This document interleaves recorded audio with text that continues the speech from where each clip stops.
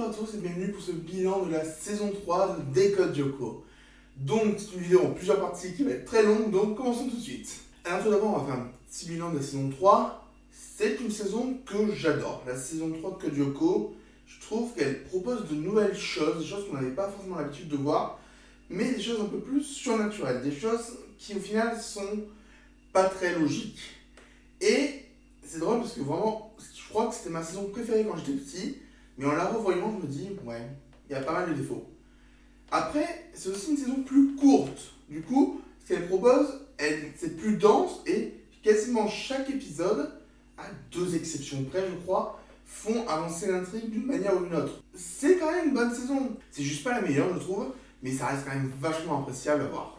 Du coup, on va faire un petit point sur les compteurs. Alors tout d'abord, mes compteurs à moi. Comme vous voyez, on a des points victimes un peu partout, même si au final, on en a moins que dans les autres saisons. Alors oui, ça, encore une fois, c'est plus court, mais quand même, il y en a moins au final, je trouve. Il y a eu moins d'attaques qui touchaient directement les locaux guerriers. Et j'ai oublié quelques points d'ici là, notamment dans le sabotage où tout le monde marque des points sauf Alita. Donc voilà. Maintenant, on va passer à un petit flop 3 de la saison. Alors, ça ne concerne que moi. Et du coup, en 3e position, je mets Désincarnation, qui est pas vraiment horrible. C'est juste la façon dont il traite les personnages. J'ai pas trop aimé. Ensuite, on a Le Prétendant, où là, on a Ulrich qui est détestable, mais à outrance. Et c'est quand même le 2e épisode qui parle d'Ulrich dans la saison. Et le premier, c'est Raz-de-Marée. C'est complètement débile. Raz-de-Marée est complètement débile. Je pense que ma review était assez logique quand vous l'avez vu. Mais qui dit flop 3 dit également top 3. Et donc en 3e position, on a Sabotage, qui montre que Xana, avec un truc tout con, peut gagner. Et ça fait beaucoup de bien. Je sais pas pourquoi, mais c'était pas un épisode qui m'avait marqué étant enfant, alors que au final, il y a beaucoup de tension, donc ça fait plaisir de voir un épisode comme ça dans un dessin animé à destination de la jeunesse. En 2e position, on a Tarentule au plafond. Ça, c'est un épisode qu'on a un peu, comme je disais justement avant, un peu plus surnaturel, mais ça met tellement de délire que je l'adore. Et en vrai, Désincarnation aussi, je l'aime bien dans le côté un peu surnaturel, Ulrich et un fantôme, tout ça. Mais bon, voilà, après là, c'est vraiment un ressenti enfant, adulte, donc c'est pas pareil. Et enfin, le meilleur épisode de la saison, pour moi, c'est Le Secret, qui est super bien. Alors, à part le traitement de William sur le début, j'ai quasiment rien à lui reprocher. Il sait très bien gérer ses personnages, son action, sa tension, un peu moins son temps, on va dire, hein, parce que arriver à faire 5 trucs en moins de 2 secondes, c'est compliqué, mais globalement, Le Secret, c'est un très bon épisode. Donc voilà, c'était un bilan rapide de la saison 3 de Code Lyoko. Maintenant, on va passer à quelques questions que vous m'avez posées. Alors, une question de Mimico7. Quelles avaient été tes attentes à l'époque où tu avais terminé pour la première fois la saison 3 de Code Lyoko au niveau de la saison 4? Alors, en fait, je n'avais pas forcément d'attente à l'époque parce que j'étais quand même très jeune et j'avais pas compris le caractère feuilletonnant de Code Lyoko. J'ai dû le comprendre quelques années plus tard, mais quand on est passé en saison 4, donc c'était en 2007, j'avais 8 ans, voilà, ça commençait à comprendre, mais je n'avais pas saisi qu'il y avait un changement de saison. Donc je t'avoue qu'à l'époque, je n'avais pas d'attente. Une question de Taïchamp. Alors je suis désolé si jamais je prononce mal vos pseudos. Ça arrive. Feras-tu une review sur les jeux vidéo adaptés de Code Lyoko? Oui. Enfin, moi j'aimerais bien. Après pour l'instant, je n'ai joué qu'à celui sur DS, donc quand j'étais enfant. J'ai commencé à me le refaire un peu sur l'émulateur, mais j'aime pas trop l'émulateur, donc on verra ce que ça donne. Mais oui, dans l'idéal, j'aimerais pouvoir traiter des 3 jeux Code Lyoko qui sont sortis, donc 2 sur DS et 1 sur Wii.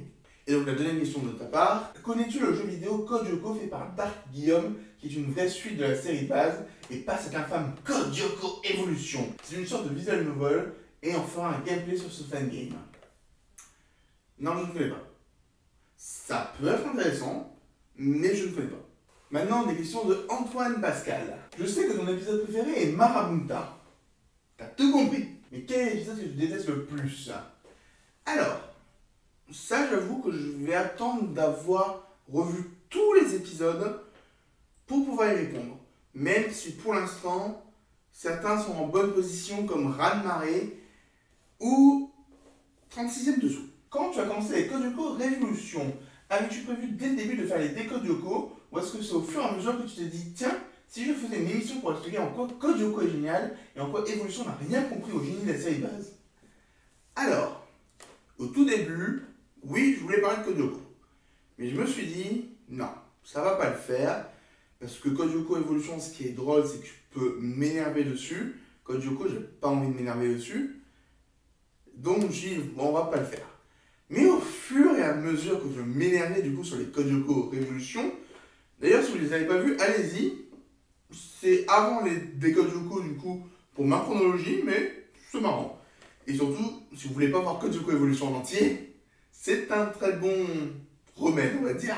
Mais donc, oui, à force de m'énerver sur Code Yoko Evolution, je me suis dit, bon, peut-être que j'ai envie de me revoir Code Yoko. Et du coup, allez, on va quand même tester, on va voir si c'est marrant, on va tester sur la première saison. Et je me suis dit, ouais, je peux le faire, je peux continuer. Il y a des choses qui m'ont donné envie de continuer, donc, des Code Yoko jusqu'à la fin de la saison 4. Maintenant, une petite question de Odile Sanchez. Est-ce que la relation Jérémy-Alita s'est dégradée depuis qu'elle est sur Terre et reste-t-elle meilleure que Ulrich et Yumi pour toi? Mon personnage préféré étant Jérémy et mon crush d'enfance étant Alita, dans tous les cas, mon couple préféré ce sera Jérémy et Alita. Ça ne changera probablement jamais dans ce qui est canon. Je précise. Parce qu'il y a d'autres possibilités de couple qui ne sont pas canon que je préfère. Et du coup, oui, je pense même que c'est dégradé parce que quand Alita était encore sur Yoko, il y avait un amour un peu pur, un peu innocent de la part de Jamie. Et depuis qu'elle est sur Terre, je trouve qu'il est devenu vachement possessif et ça se voit beaucoup dans la saison 4. On en reparlera de toute façon. Deux questions de Desgrange Guillaume. Quel est ton épisode préféré de la saison 3? J'y ai répondu. Et si tu étais Xana, quelle attaque parfaite ferais-tu? Parfaite, je ne sais pas. Mais si vous voulez voir un peu des attaques que je ferais si j'étais Xana, je vous renvoie au Code Yoko interactif. On va en reparler bientôt des Code Yoko interactifs, ne vous inquiétez pas. Des questions de Bellum. Pourquoi détestes-tu autant Ulrich? Et penses-tu pouvoir être compréhensif envers lui? Je n'aime pas Ulrich parce que je trouve que c'est le perso le plus fade des Yoko guerriers.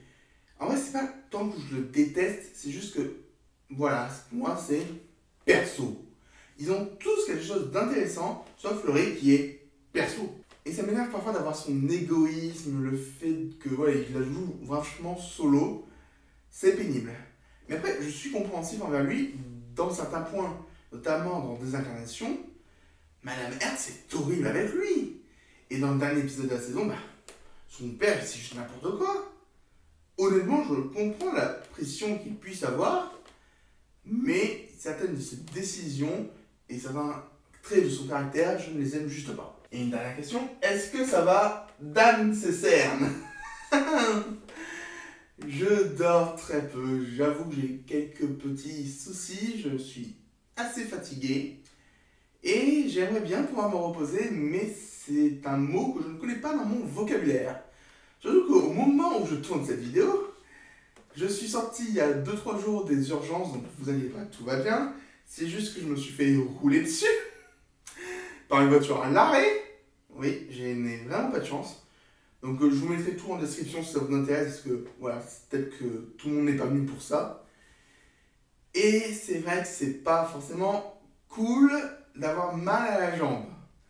Donc voilà, c'est pas facile. Et je sais que j'ai des cernes.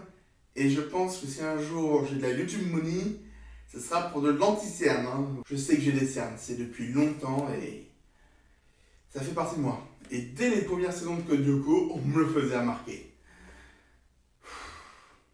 C'est comme ça. Après, j'arrive quand même à avoir un peu d'énergie, mais bon, c'est pas toujours facile. Même si du coup, parler de Code Yoko, ça fait plaisir. Des questions de Lily Hostel, que je remercie encore pour ses compteurs.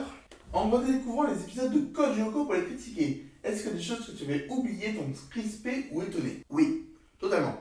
Parce que Code Yoko, c'est quand même une série de 95 épisodes, 96 si on compte la genèse, plus les 26 de Evolution, plus d'autres médias que j'ai pu explorer. Et c'est vrai que ça fait quand même beaucoup.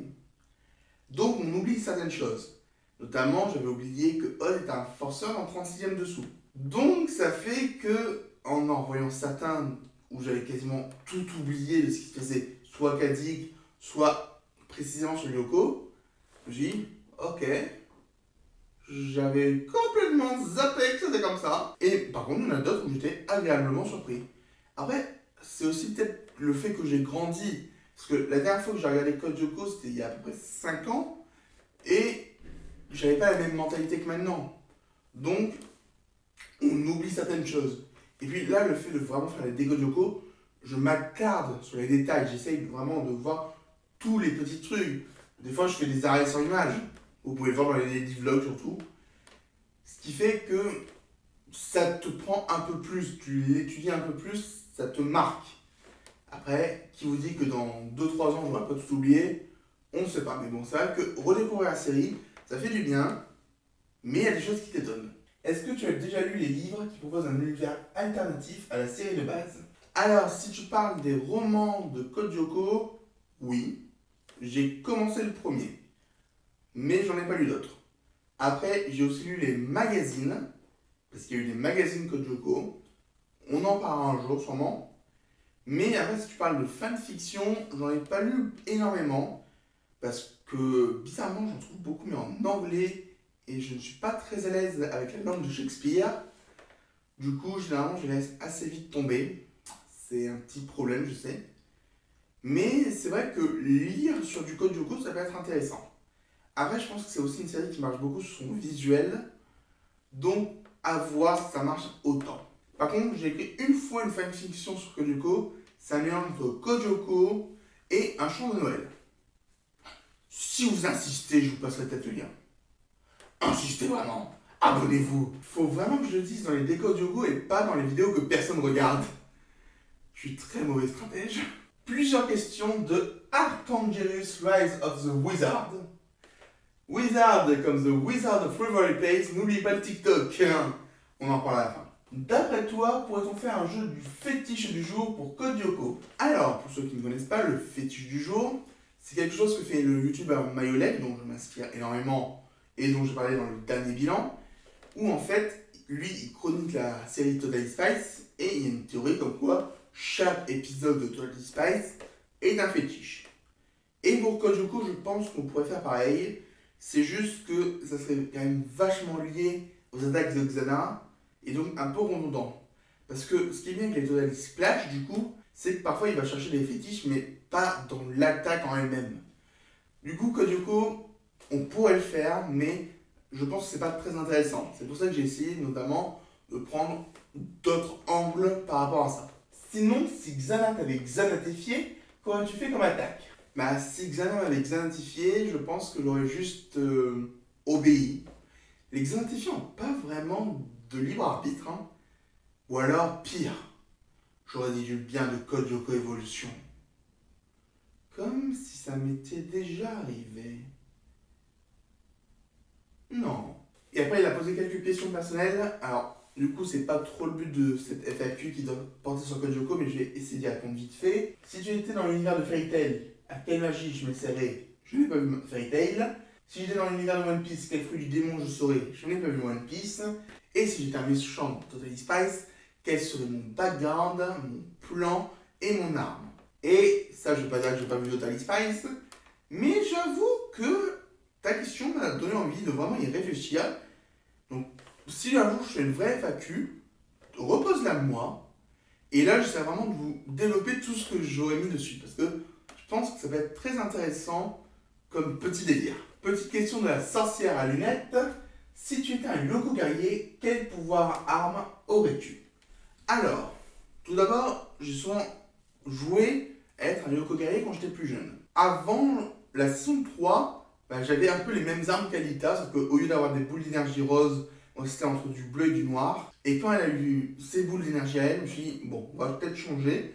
Et c'était plus des boules métalliques que je pouvais contrôler. Donc des flèches laser guidées entre les éventails et les flèches laser. Et j'aurais tellement pas pris de katana comme Ulrich. Une question de Darfa Barjar. Hermosa elección un 62 de meilleur siempre de mi corazón, manas no se la. Cœur, rire, cœur bleu, son unos de los mejores conciertos. J'ai pas compris ta question. Une question de Jérém officiel. Est-ce que tu feras toujours des vidéos Code Lyoko quand tu auras fini la saison 4 pour Decode Lyoko? On en parle juste après. Une question de Andrei R. Luca. Quel est le développement de personnage que tu peux faire dans cette saison 3? Je trouve qu'il n'y a pas vraiment de développement de personnage dans cette saison en fait, si ce n'est celui de William.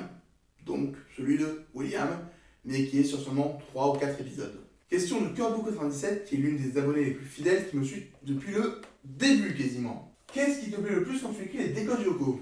Au début, ce qui me plaisait le plus, c'était vraiment de tourner devant la caméra. Puis je me suis rendu compte que l'écriture, c'était quand même vachement drôle. Et que je pouvais tester de nouvelles choses. Donc au final, je dirais que ça change que, par exemple pour l'épisode triple saut, je me suis éclaté sur le montage. Donc voilà. On va dire que globalement c'est l'écriture, ensuite le tournage et ensuite le montage. Mais ça va vraiment dépendre de ce que je veux faire de l'épisode. Parce que pour triple saut, le tournage était un peu une galère quand même. Un peu en rapport avec Miraculous, préfères-tu le côté répétitif de Miraculous ou celui de Code Lyoko? Vu qu'on reproche ces deux séries, même si ce n'est pas la même chose. Je préfère le côté répétitif de Miraculous dans tout ce qui est magie, on va dire. Dans le sens où les attaques sont vraiment différentes et que les super vilains proposent pas mal de choses intéressantes. Mais dans le côté vie quotidienne, je préfère le côté répétitif de Code Lyoko. Parce que Miraculous, vie quotidienne, on a souvent dit « Oh mon Dieu, j'aime trop Adrien !» Et c'est saoulant, un peu. Y a-t-il des choses qui te manquent dans les anciennes saisons et d'autres non? Et surtout par rapport à la saison 1. Alors, en vrai, pas tant que ça, parce que je trouve qu'on a quand même une bonne continuité. Même si par exemple, il y a certaines attaques toutes simples de la saison 1, mais qui avaient vraiment une tension, où je me dis, hein, ils auraient pu les refaire en saison 2 ou 3, ça aurait été pas mal. Ou peut-être les upgrader, certaines, comme celle de Carl Phantom. J'aime bien aussi le fait qu'on avait le gardien qui a disparu, donc on pouvait peut-être pas l'utiliser à vitam aeternam, mais il était sympa. Question de Mathieu Clergue. Penses-tu que la fin de la saison 3 ressemble à la fin de la saison 4 de Miraculous Ladybug?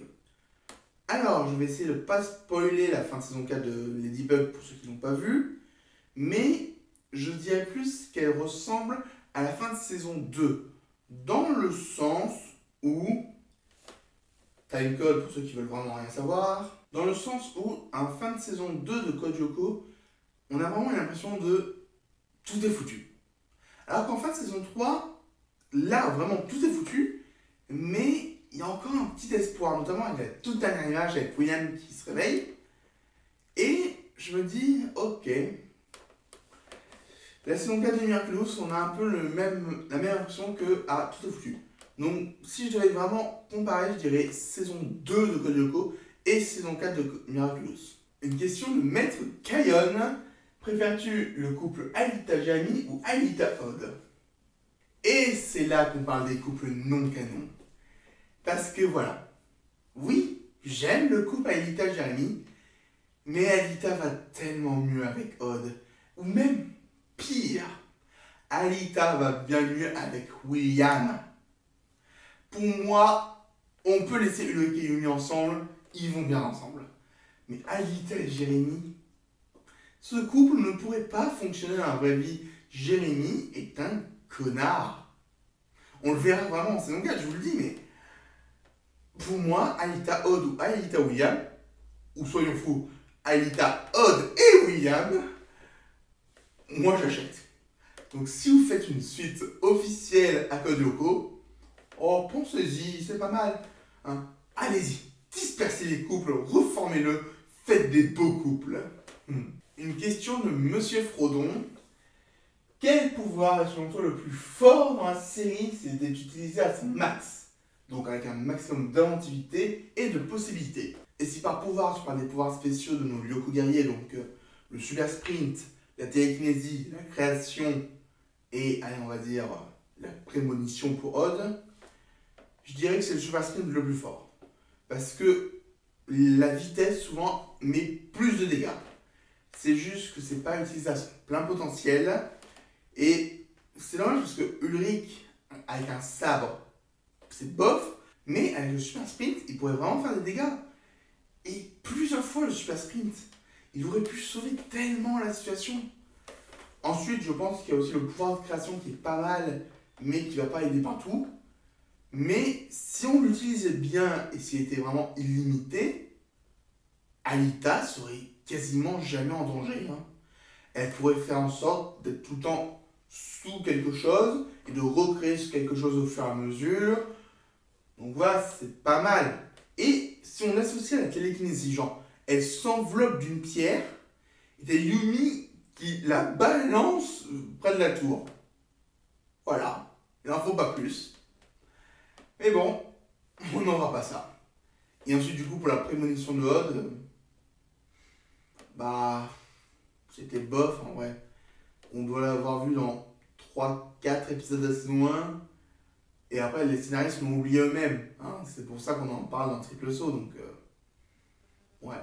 Télékinésie et prémonition, faut bien les utiliser, mais bon, je préfère le super sprint et la création. Une question de Thomas Lubac. Comment tu as trouvé le crossover de Code Lyoko dans Miraculous? Alors, c'était pas un crossover, c'était plus un caméo ou une référence. Et pour l'épisode où c'est apparu, franchement, j'étais content. Je me suis dit, bah oui, s'il fallait bien le faire apparaître à un moment, c'était ici. Et c'est très probable que lorsque le Lady Vlog sur cet épisode sortira, j'en parle. Alors, je dis pas dans quel épisode c'est, je dis pas quelle est la référence, parce que j'ai notamment un collègue youtubeur qui n'a pas fini la saison 4 de Miraculous au moment où j'enregistre la vidéo, et j'ai pas envie de spoiler. Et enfin, une question de Captain Critique. Est-ce que tu serais pour un reboot de Code Lyoko? Et si oui, quels seraient les points les plus importants à changer et les points les plus importants à garder? Alors, honnêtement, je n'aime pas forcément l'idée d'un reboot. Parce que je me dis qu'on pourrait être vraiment dans le c'était mieux avant. Mais pourquoi pas faire peut-être des OAV sur des sujets qu'on n'a pas encore vus. Genre tout ce qui concerne Carthage, ça peut être génial. On n'en connaît rien. Et ça pourrait être intéressant. Ou alors, si vraiment on veut vraiment partir sur un reboot, soit faire des héros totalement différents, donc on oublie les caractéristiques un peu spécifiques des personnages, on essaie de les rendre un peu plus humains, ou alors on part sur d'autres héros de type les enfants des premiers héros. Comme ça, en plus, on a le futur de ceux qu'on a perdus et la nouvelle génération. Ça pourrait être pas mal. Mais je pense que vraiment faire un reboot pour raconter la même chose, oui, il pourrait y avoir des choses intéressantes à mettre. Mais bon, pas sûr que ce soit la chose indispensable. Et ça tombe bien que ce soit Captain Critique qui ait posé cette question, parce que maintenant on passe au bilan de la saison 3D des Code Lyoko. Et donc Captain Critique a fait une apparition. Il a participé totalement à l'épisode, et je suis content de l'avoir eu. Et du coup, petit message de sa part. Encore merci à toi Moussaillon pour m'avoir permis de parler d'un épisode de Code Lyoko, et à bientôt pour une nouvelle traversée. Peut-être pour un épisode de Miraculous Ladybug? Oui, on verra pour Miraculous. Et du coup, sans blague, j'ai vraiment apprécié cette collaboration, comme toutes les collaborations que j'ai pu faire jusqu'à maintenant. Vous verrez qu'il y en a à peu près une par saison. Donc, je vous laisse un peu la surprise de celle de la saison 4. C'est une collaboration que vraiment, j'espère vraiment pouvoir avoir dans un lieu un peu spécial. Et en parlant de ça, je ne sais pas si vous avez remarqué, mais dans la saison 3 de Code Lyoko, j'ai testé de nouvelles choses. J'ai testé de rendre les épisodes un peu plus méta. J'ai testé un peu de mise en scène à mon niveau, mais j'ai testé. Et j'ai quelques idées pour les épisodes de la saison 4 qui me demandent un peu plus de moyens et de temps. Du coup, ce que je vais faire, c'est que déjà pour un des épisodes, j'ai prévu normalement d'avoir une équipe de tournage avec moi. Là, on est en train de débattre du devis, mais ça coûte un peu cher. Et comme je ne gagne pas encore ma vie avec les Code Lyoko, moi, ça me fait juste perdre de l'argent. Donc, je suis réellement en train de me poser la question, est-ce que je lancerai pas un Tipeee ou un Utip pour que vous puissiez m'aider si besoin. J'avoue que je me suis déjà posé la question plusieurs fois, je me suis dit, bon, on va attendre d'avoir les 1000 abonnés, parce qu'on n'y est pas encore. Mais, vu les projets que j'ai pour la saison 4, j'avoue que ce serait bien que si je pouvais au moins me renflouer un peu, hein, parce que ça va coûter cher, vraiment. Alors, on va pas être à des millions de dollars, hein, on va plus être sur du 1000 à peu près. Et aussi, je pense que s'il y a d'autres argents qui arrivent, améliorer mon matériel, notamment essayer d'avoir plusieurs caméras et de racheter certains trucs qui ont été un peu cassés. C'est notamment pour ça qu'il y a certaines émissions qui ne me reviennent pas pour le moment. Donc oui, j'aimerais pouvoir faire pas mal de choses dans le futur, mais est-ce que vous pensez que ça vaut le coup de demander un Utip ou non? Il faut juste que je m'endette. Non, je rigole, hein. Dans tous les cas, il y aura la saison 4 de Décode Yoko. C'est juste qu'elle sera plus ou moins mise en scène selon ce que je peux me permettre. On verra. J'espère vraiment pouvoir faire quelque chose et que ça marche bien. Mais voilà, il faut aussi que je maîtrise mon argent parce que je suis encore étudiant et que la vie ça coûte cher. T'as pas l'air au top, ah, je te mets ta gueule en 4K. C'est scientifique, c'est mécanique, ça se voit que tu manques de moulaga. Mais bon, maintenant parlons un peu de la suite. Donc la saison 4 de Décode Yoko va arriver. Encore une fois, je ne sais pas encore si je la fais directement après cette vidéo ou si je laisse une petite semaine de battement parce que, je vous l'ai dit, je suis un peu fatigué. Mais comme j'ai encore un peu d'avance, il n'y aura sûrement pas de battement. Si on a un, vous saurez pourquoi. Il y aura le Décode de Yoko de la semaine d'après. Et au pire, il y aura un petit short, un petit Lady Vlog. Enfin, il y aura un petit truc en plus au cas où. Et après la saison 4 de Décode Yoko, j'ai prévu entre 4 et 8 autres émissions. Dans le sens où il y a d'autres choses que j'ai envie de tester, notamment les jeux vidéo. J'aimerais bien parler d'eux. J'aimerais bien parler des produits dérivés. J'aimerais bien parler des romans. Mais il faut que 1, j'arrive à les trouver. Que 2, j'arrive à les lire, à y jouer. Et que j'arrive à bien en parler. Parce que ce qui est cool avec les épisodes, c'est qu'on a l'audio visuel. Les jeux vidéo, le problème c'est que ça doit être moi qui dois faire les trucs. Et je ne suis pas le meilleur gamer que je connaisse. Et pour les livres, il n'y a pas trop d'audio et le visuel c'est du texte. Donc c'est compliqué à vraiment mettre en scène. Donc voilà. Il y aura encore les Décodes Yoko après la saison 4. Mais ça sera un peu plus rare. Les Lady Vlogs prendront vraiment le dessus. Mais il y en aura encore quelques-uns. Mais beaucoup plus éparpillés dans le temps. Ensuite, il y aura encore les Décodes Yoko interactifs. Donc là, c'est la deuxième saison qu'on finit sans qu'il y ait eu le Décode Yoko interactif avec. Mais j'ai terminé d'écrire le Décode Yoko interactif de la saison 2. Et pour la saison 3, j'ai déjà une idée. J'ai même l'idée pour la saison 4. Mais il faut que j'ai le temps de l'enregistrer, de le monter et de l'uploader. Ça prend pas mal de temps. C'est pour ça aussi que je pense que le Décode Yoko interactif numéro 2, je vais essayer de tout faire pour le poster pour les 1000 abonnés. Voilà. Oui, ça fait vraiment, je demande des abonnés, venez, venez. Mais je me dis que c'est quand même un palier important pour une chaîne YouTube. Donc voilà, on va dire 1000 abonnés. Et si vraiment je me dis, oh mais il est prêt, je veux le poster, ben je le posterai. On verra. Mais après, voilà, 1000 abonnés, c'est toujours sympa de les avoir. Et du coup, je termine avec les autres émissions. Donc les Lady Vlogs, on va essayer de les avoir environ une fois par mois. Et quand les Décodes Yoko seront finis, on les aura totalement, hein, donc un par semaine. Pour les Disneylogies, donc vous avez vu que je les avais repris, ben on va essayer de continuer pareil, un peu plus régulièrement. Donc là, il faut que je me regarde des 100 dalmatiens. Ensuite, on a les review shorts du coup qui continuent, dans le sens où si j'ai quelque chose à vous dire, je le dis. Il y a pas mal de films, de séries dont j'ai envie de parler, donc les review shorts sont là pour ça. Et sinon, je vous le rappelle, il y a une chaîne TikTok qui a été ouverte, donc lien en description, sinon c'est Kyle sur 2, où vous pouvez retrouver l'émission Les TikTorciers de Waverly Place. Donc voilà, c'est un peu un Décode Yoko ou un Lady Vlog, mais avec les sorties de Waverly Place. Et il faut vraiment que je me pose la question, est-ce que je les upload sur YouTube une fois qu'ils sont complets? Dans le doute, allez quand même vous abonner au TikTok. J'ai demandé quand même 3 fois des abonnés pour cette vidéo au moins. Abonnez-vous. Abonnez-vous, abonnez-vous, abonnez-vous. Oui, là je commence à avoir un peu de fatigue parce que c'est un long tournage. Mais du coup, c'est la fin de cette vidéo. Donc j'espère qu'elle vous a plu. Abonnez-vous. J'espère que vous regarderez la saison 4 d'Ede Code Lyoko. Abonnez-vous. N'hésitez pas à liker et à partager la vidéo. Abonnez-vous. Et surtout, abonnez-vous. Allez.